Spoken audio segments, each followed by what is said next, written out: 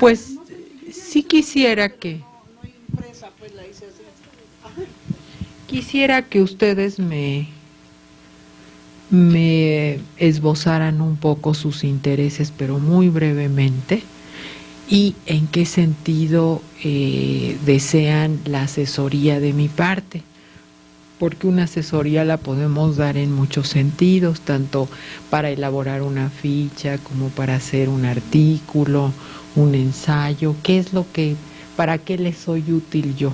Quiero que me planteen, por favor. Nos pidieron, bueno, que hiciéramos un ensayo sobre el trabajo que queríamos hacer. Ah, muy bien. Entonces, Sí. bueno, creo que sí, ¿verdad? Sí. No sé. Pero bueno, yo sí tengo entendido un ensayo sobre paisaje o retrato de Exacto. naturaleza muerta. Sí. Entonces, yo escogí este cuadro yo, Ajá. que lo pinté, bueno, lo copié. Me llamó mucho la atención, yo lo empecé a hacer cuando recién acababa de fallecer mi hermano. Sí. Entonces, me encantó. Sí. Y yo quisiera trabajarlo más, o claro, obviamente fue del siglo XVII, pero está muy interesante. He visto otras panitas, pero este está como más completo para mí. A ver si... Ah, muy bien. Lo voy a ver. Perfecto. Ah, sí. Es maravilloso. Yo no había... sí. Claro. Y lo que ustedes quieren es mi asesoría en el centro. ¿Qué tal? Buenos días. Sí, es para la realización Del ensayo. Ya escogieron su tema y sobre Su imagen. hicieron la ficha técnica, ¿no? Sí. Que eran los datos que te comentaba, los datos básicos, el autor. Claro. Claro. Y Sí, buenos días. el periodo, y ahora pues mucha intención era que tú vieras estos cuadros que ellos seleccionaran, que pudieras guiarlos sobre el desarrollo del ensayo. Claro. ¿Ustedes vienen de humanidades? Bueno, no, yo estoy tratando de aprender a pintar. Ah, muy bien. Yo soy enfermera jubilada. Ah, me dedico ya a ok, otras cosas. ok. Entonces, entre esos el arte, Claro. la cultura. Ah, muy bien. Pues creo que la asesoría sería en el mismo sentido, ¿verdad? Sí, Ustedes tienen sus imágenes ya elegidas.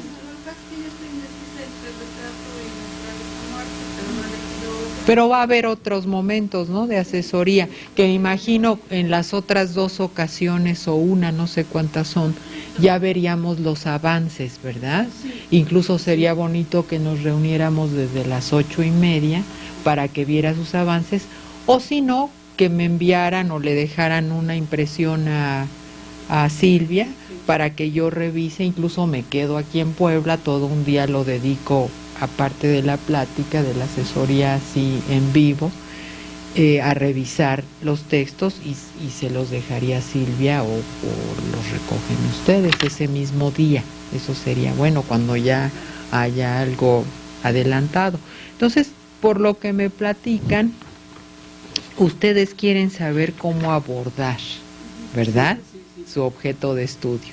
Bueno, brevemente,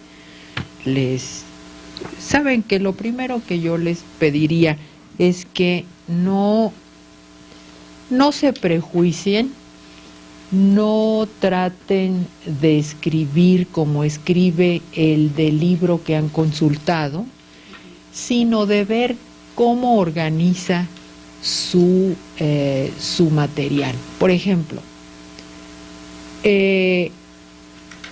uno puede acercarse a un historiador del arte para ver cómo aborda su tema, cómo empieza, cómo despunta ese ensayo o ese artículo.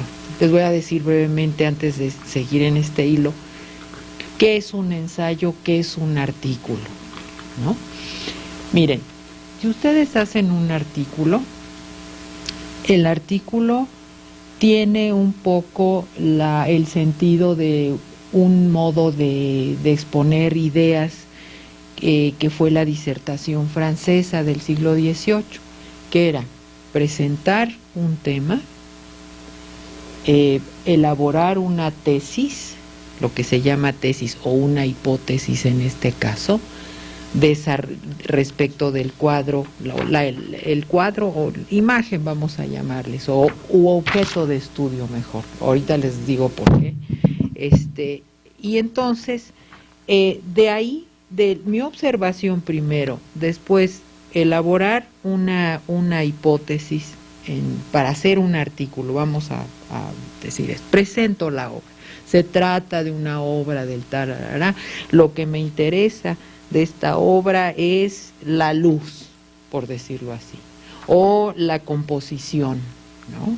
O voy a ocuparme de la obra en general, la voy a presentar como una construcción que lleva en sus fines más cruciales, lo que quiere presentar es una naturaleza muerta, pero sobre todo una alegoría de la muerte y el arte, ¿no? De la muerte, el arte y esto en el misterio de la vida cotidiana, se me ocurre, es una ocurrencia. Bueno, ya hice mi introducción, un artículo tiene una brevísima introducción y digo, bueno, un cuadro del siglo XVII, es interesante, creo que es 17 o que es, perdón, sí, ¿verdad? Y entonces yo presento mi cuadro y digo, ¿por qué me interesa ese cuadro? ¿No? Bueno, después, ¿cómo voy a abordar mi objeto de estudio? ¿No? Pues es una naturaleza muerta, corresponde a este género de las vanitas o vanitas, etcétera, etcétera. ¿Y qué es lo que voy a hacer? ¿Qué hipótesis voy a formular?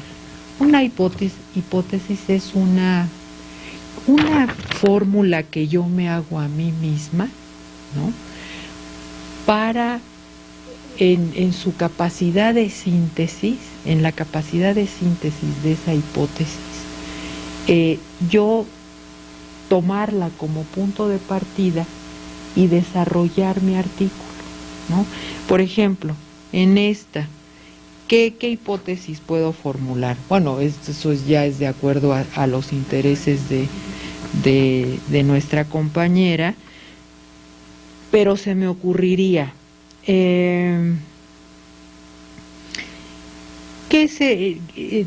casi siempre una hipótesis es afirmativa, pero también la podemos formular como una pregunta. ¿Qué sentido tiene? Es muy elemental para entendernos, ¿no? Ya ustedes lo van a complejizar con lo que ustedes saben y con lo que ustedes deseen desarrollar en su artículo. Pero, ¿qué sentido tiene, o vamos a afirmar, la luz cae sobre elementos opuestos de la vida cotidiana y un elemento natural que es el cráneo, ¿no? La luz baña este reino de opuestos. ¿Qué querrá decir? ¿Qué habrá querido decir el artista, el que sea el autor, al reunir en un mismo plano, en esta obra, elementos tan opuestos, tan disímbolos? ¿Hacia dónde va, no? ¿Qué es lo que pretende con, además en primer plano, junto con este libro, toda está en primer plano, pero dentro de los objetos está en último plano esta mandolina, esta, no sé, es como una lámpara, etcétera, pero en primer plano está la muerte, el cráneo, ¿no? Entonces, esta, me parece, yo formularía finalmente la hipótesis así. Es crucial en nuestro tiempo auscultar este tipo de obras, las vanitas, donde este es un ejemplo, donde el artista conjunta en un mismo constructo, que así le decimos también a la obra de arte, o un constructo tecnológico, etcétera, un constructo pictórico sería esto, une diversos elementos, todos ellos opuestos, pero sobre todo acentúa la oposición entre objetos artísticos y de la vida cotidiana con ese cráneo. ¿Qué sentido tiene? Y formulo preguntas a partir de esa primera hipótesis, de la oposición de elementos, el infinito de la muerte y la inmediatez de lo cotidiano, ¿no? Y entonces lo traigo a mi tiempo y digo, ¿qué sentido tiene seguir estudiando este tipo? ¿Me dice aún algo? ¿Qué me dice ahora? ¿Qué nos dice? ¿Qué nos aporta estudiar este tipo de composiciones del siglo XVII, ¿no? ¿Qué sentido tiene? ¿Por qué es importante? ¿Hasta dónde va a llegar lo que tú nos vas a aportar sobre esta obra? Ahora, en ese artículo, desde luego, la respuesta va a esta hipótesis, va a surgir de la cuestión histórica, ¿no? Cuándo fue hecho. Si ustedes se van a la historia del 17, pues van a encontrar esa dialéctica de opuestos más que nunca en la filosofía, en la historia del arte, etcétera. Ustedes van a situar esta obra históricamente, ¿no? Así, en términos de respondo a esta hipótesis o a este concepto o a esta tesis que he formulado, situando primero la obra históricamente, socialmente, ¿no? Porque aparecen estos objetos, pues pertenecen a su tiempo, ¿no? Voy a situar históricamente la obra y luego, como estoy en la cuestión de la historia del arte, el género pictórico de la naturaleza muerta, entonces ya me voy al estudio de ese situarla históricamente, ¿sí? La vida, un poco indagar la vida del artista, por qué va hacia esto, pero no enfrascarnos en eso. Eso es nada más para ir situando mi análisis pictórico, mi análisis de formas, de composición, etcétera, y que todo vaya complejizándose en un estudio que me reporte el ámbito histórico en la época en que se da este cuadro, ¿verdad? La sociedad en que se gesta, y luego pasar ya al estudio de la intimidad o el mundo interno de la obra, que sería, no estaría de más, desde luego, por una parte la composición, que es el manejo del espacio, las proporciones, por qué sitúa, por qué el rayo de luz cae de la izquierda, del ángulo izquierdo superior, el que carga el artista a la derecha. Observar, ese punto es observar la obra, reportarnos todo lo que es la situación de objetos, la composición en general, y desarrollar esto en el punto que sería introducción, sitúo mi cuadro. La segunda parte es el desarrollo, así era la disertación francesa. Todavía los muchachos en el liceo, a los jóvenes y las jóvenes, en las escuelas francesas los educan en esa forma de desarrollo de su pensamiento, de expresión de sus ideas, y el artículo es eso, ¿no? Entonces desarrollo todo lo que tengo, desde la obra en su época, brevemente, y luego la vida interna de la obra. Si puedo y tengo a la mano elementos, voy a comparar con otras obras del artista, por lo menos con otra obra, decir qué me reporta esta obra que no tienen otras de ese artista, si les es posible, ¿no? Es decir, poner a dialogar las obras entre sí del artista. Si pueden, con otro de los artistas de su tiempo, con algún colega suyo, sus naturalezas muertas o esta obra no tiene lo que fulano, no tiene lo que sutano. Es decir, en la historia del arte lo que hacemos es situar obra, ver cuál es su época, ponerla en marcha, ponerla a funcionar en su época, ver en qué consiste su vida interna, su iconografía. La iconografía es la descripción y la dar cuenta de todo lo que está dentro de la obra, para pasar a la parte iconológica, que sería ya decir qué creo y qué me reporta el momento histórico del artista, de qué quiere decir esto de que me ponga en primer plano el cráneo, en último plano la mandolina, esta entreveración, constructo donde él me ofrece un mundo de opuestos, que es muy del siglo XVII, por cierto. Ahora que estemos en lo de la naturaleza muerta, vamos a abordar algunas cuestiones en la primera conferencia, aunque va a ser muy contemporánea, nos vamos a ir así de filo hacia muchas épocas de la naturaleza muerta, ¿no? Aunque creo que la doctora Muez ya dio, ¿verdad?, alguna o no, sobre paisaje. De paisaje.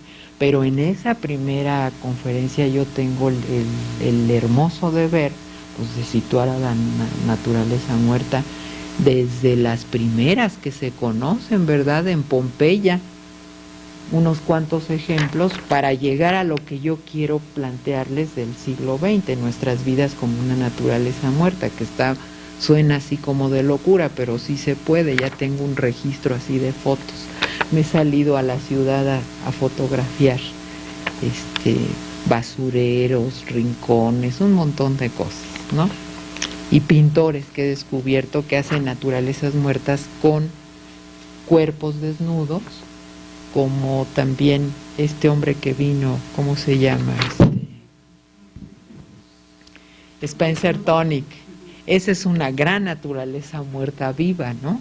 Pero bueno, todo esto sustentado, va a estar además muy divertido y todo, ¿no? Pero vamos a situar a la naturaleza muerta, así, en el esplendor del género pictórico, ¿no? Entonces, yo desarrollo, la disertación planteo un problema, introduzco al lector, formulo tesis, hipótesis, ideas generales, las desarrollo a partir, nunca perdiendo de vista mi objeto. No se me extiendan en la vida del pintor, se casó 3 veces, se sabe que era un golpeador, no, nada más situarlo, quiénes fueron sus maestros, cómo va llegando a esto que me interesa. Luego, la disertación es muy exigente en el sentido de que tienes luego que oponerte a ti mismo, ¿no? Es decir, lo que desarrollaste antes de concluir, lo contrastas con otros autores y ahí dices, no, yo aporto y estos se quedaron en tal línea, o mi aportación es muy modesta, fulano o sutana siguen siendo como los número 1 en el estudio de esta naturaleza muerta, pero he aportado este hilo. Y de ahí me voy a concluir.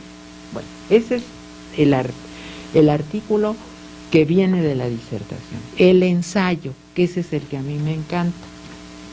Miren, un ensayo no tiene principio ni fin, en el sentido de que no me exige introducción, presentación de objeto de estudio, hipótesis, no, así por partes tan rígidamente, pero puede ser también muy libre una disertación. Un ensayo, hagan de cuenta que el artículo es, aquí tengo un triángulo, trazo una línea y termino con un triángulo. No, el artículo empieza la línea sin ninguna figura. Yo inicio, porque me fascina, me interesa esta naturaleza muerta, tengo que escribir el ensayo porque la voy a ligar con la tecnología de la música hoy, cómo vemos ahora la muerte y el arte, etcétera. El ensayo es más libre. Inicia la línea, aquí puede haber triángulos, gatos, espirales, así como en las caricaturas, tarará, una esfera, y sigue la línea y se va al infinito. ¿Sí me explico? Sí, es nada más un juego, o sea, no hay principio, abro la puerta, cierro y fin, como en la disertación, sino que viene así, o pongan un círculo y sigue. El círculo es la esencia de lo dicho y sigue, ¿no? Esos ejercicios son preciosos. Imaginar, por ejemplo, puntos y tender líneas hacia atrás, líneas hacia adelante, eso desarrolla la creatividad muchísimo. Se los recomiendo que lo hagan cotidianamente.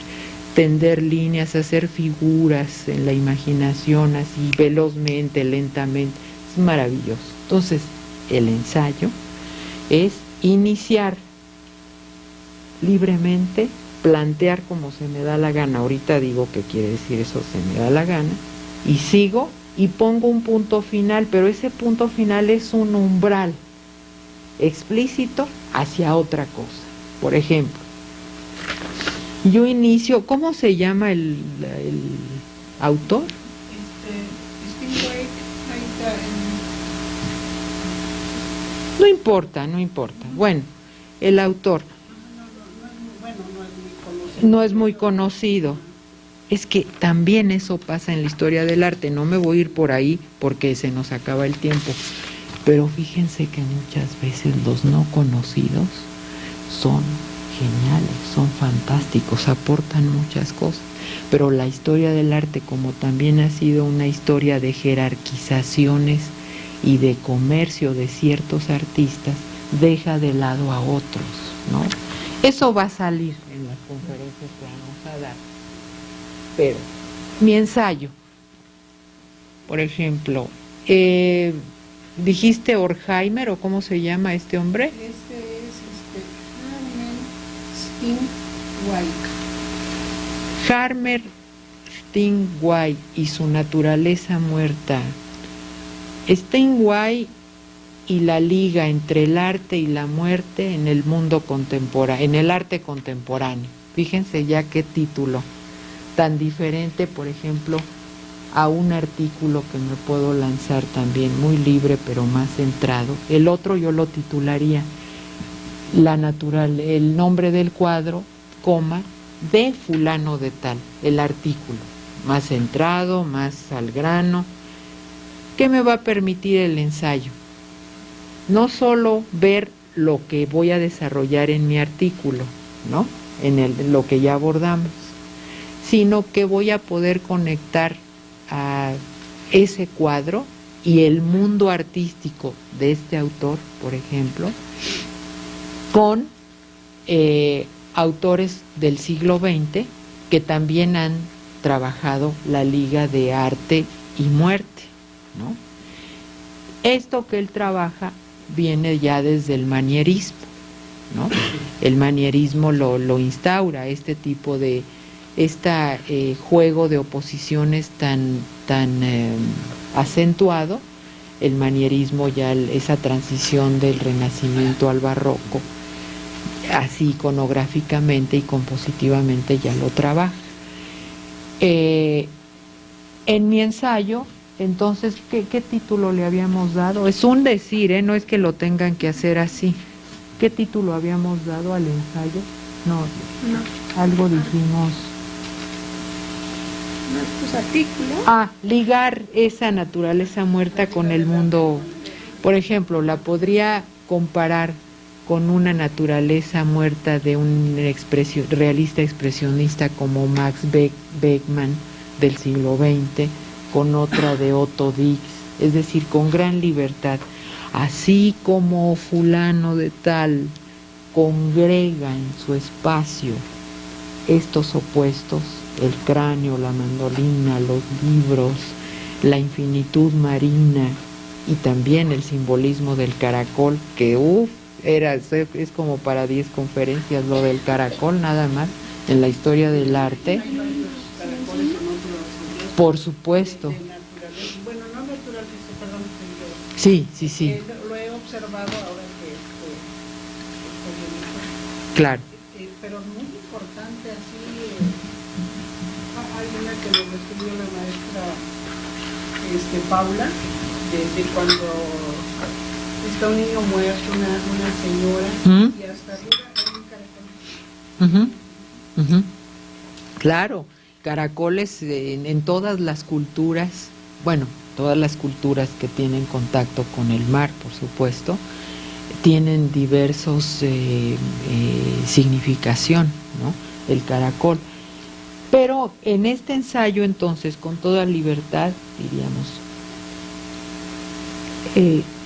la forma en que nuestro autor, alemán, ¿verdad? Es holandés, trabaja los opuestos en su cuadro, tienen resonancia, es notoria la resonancia en las naturalezas muertas de Beckmann, de tal y de tal.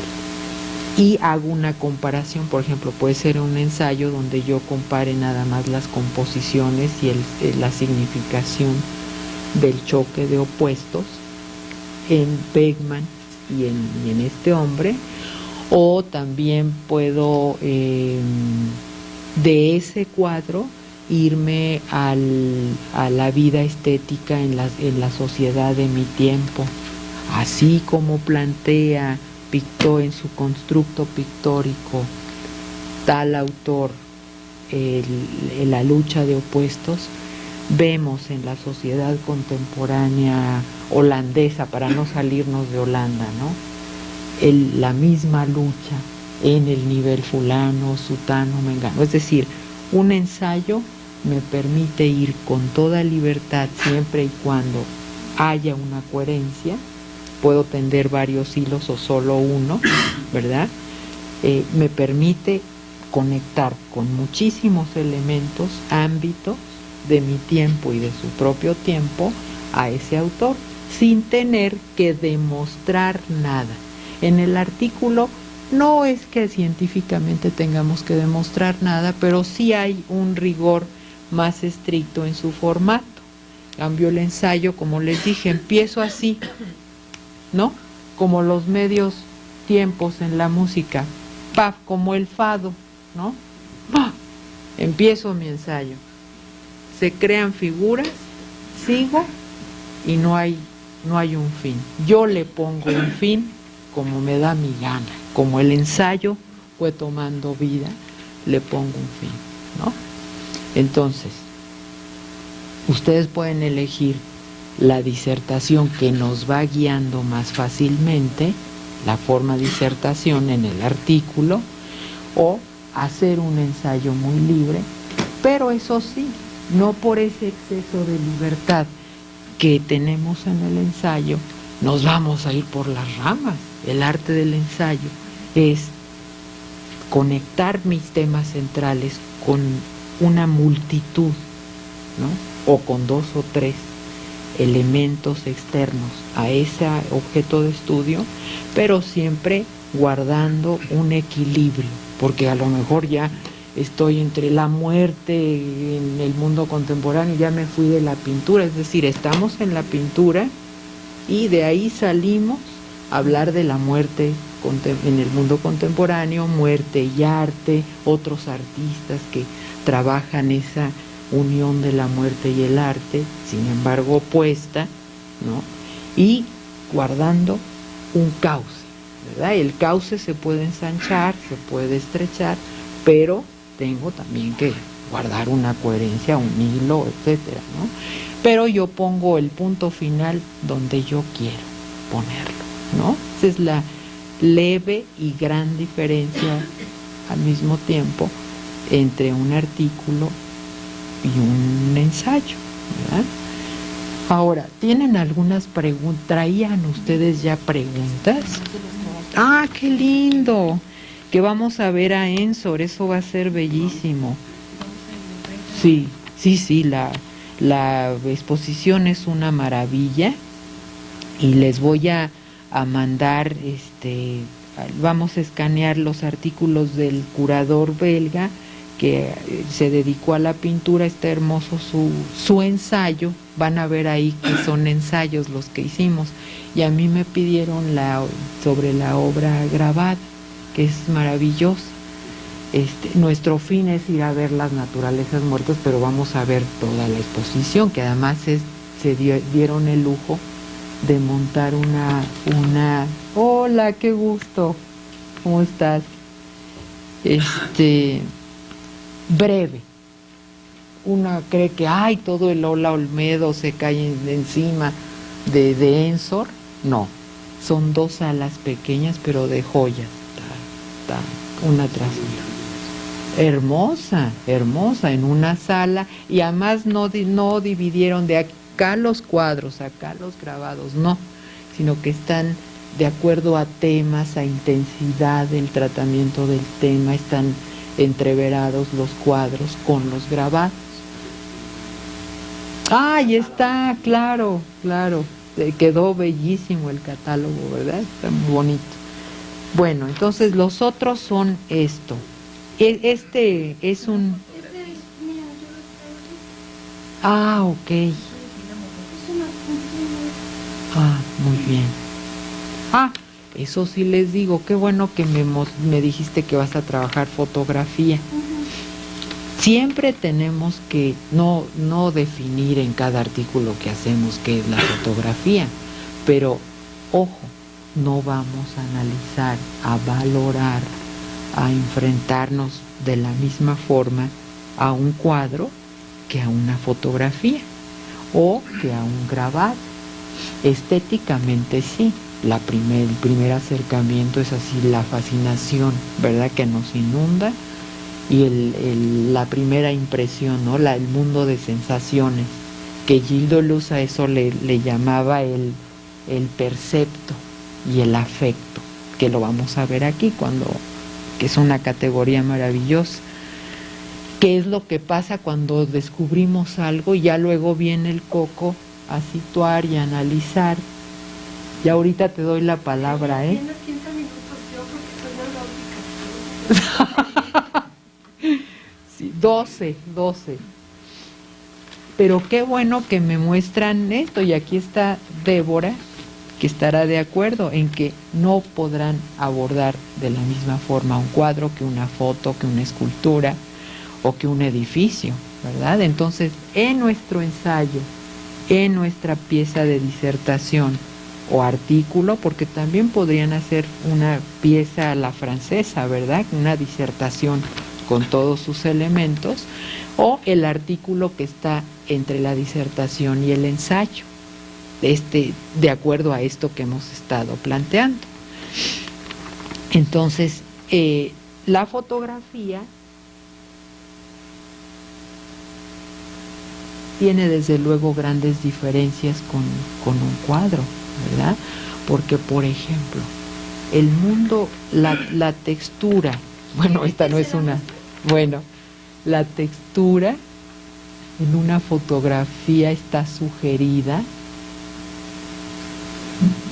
o sea, la construcción.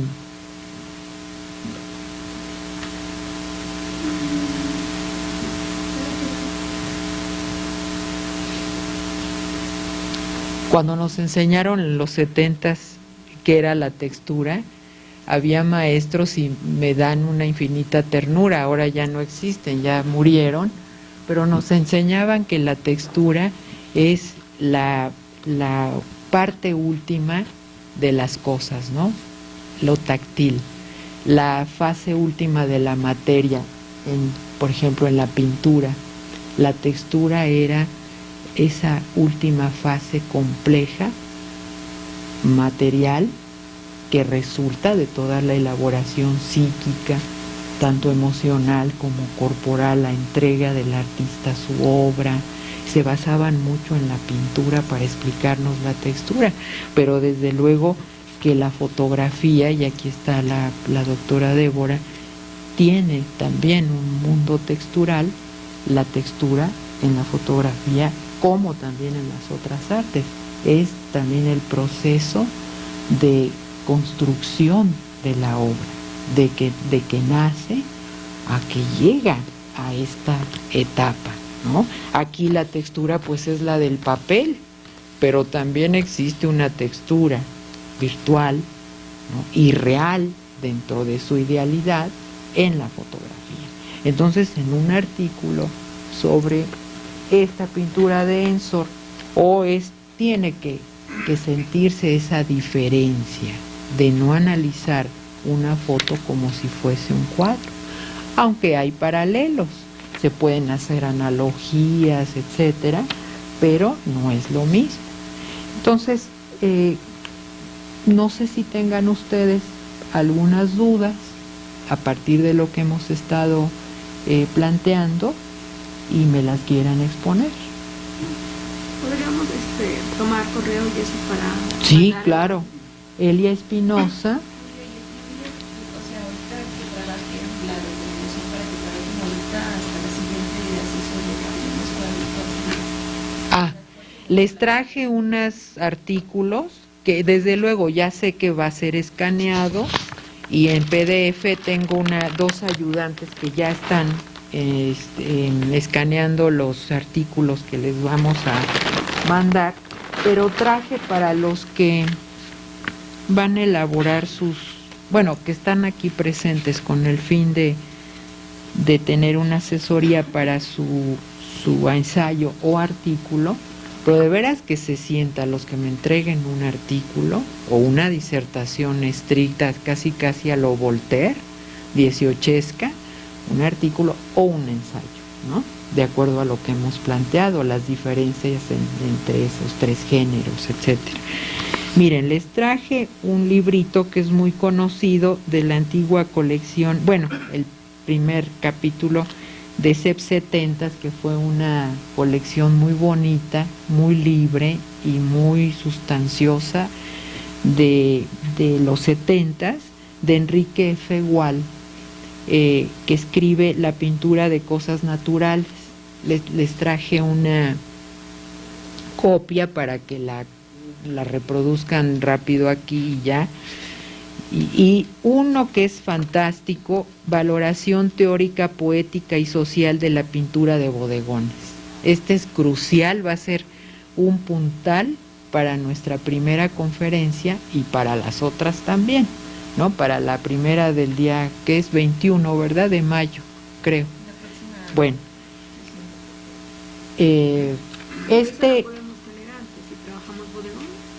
A estos se los traje para que lo reproduzcan y ya lo vayan leyendo, pero ¿qué será? Máximo en 15 días les llegan en PDF lo que tienen que leer, ¿no? Que tampoco va a ser mucho. ¿Asesoría? Perfecto. No, me refería el material para las conferencias, que quisiera que tuvieran leído, ¿no? Las lecturas básicas para mayo 21, pero quiero que lean este artículo, es fantástico, porque este sentido, esta forma de enfoque va a tener la secuencia de las conferencias que yo les voy a ofrecer. Entonces les dejo aquí esto, lo reproducen en una fotocopiadora y ya los que están trabajando en su ensayo. Y bueno, ninguna pregunta. Sí, Elia Espinosa, con S Espinosa, así seguido, eliaespinosa@yahoo.com.mx.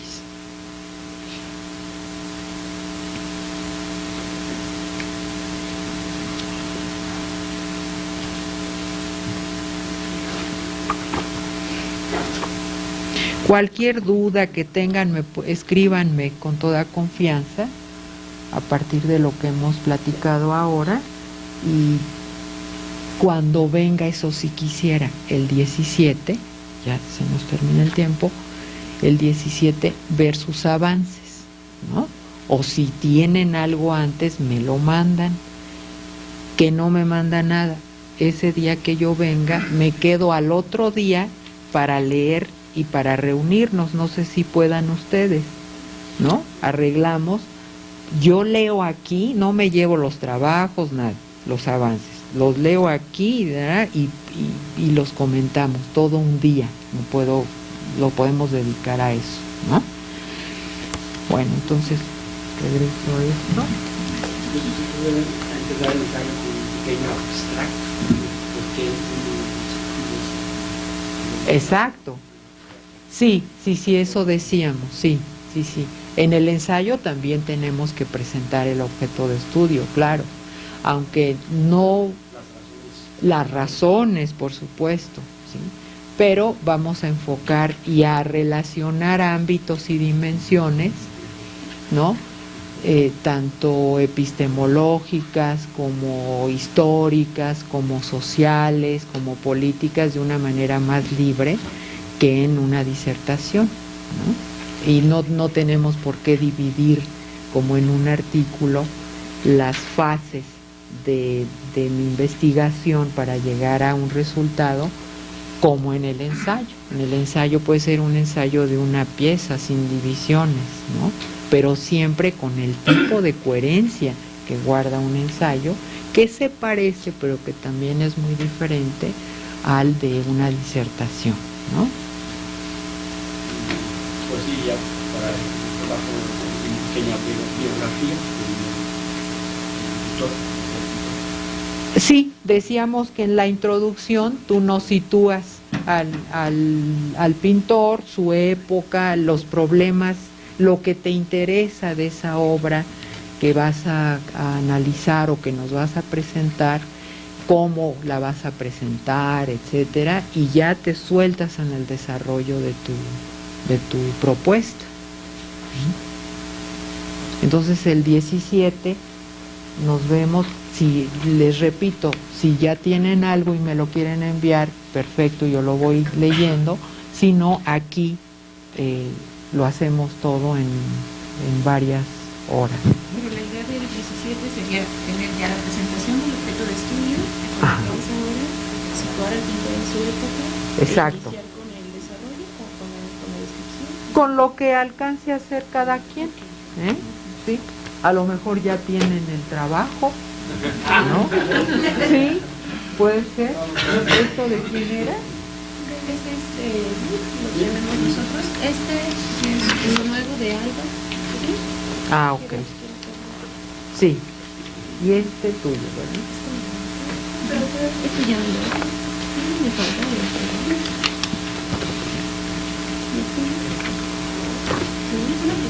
Un minuto tenemos todavía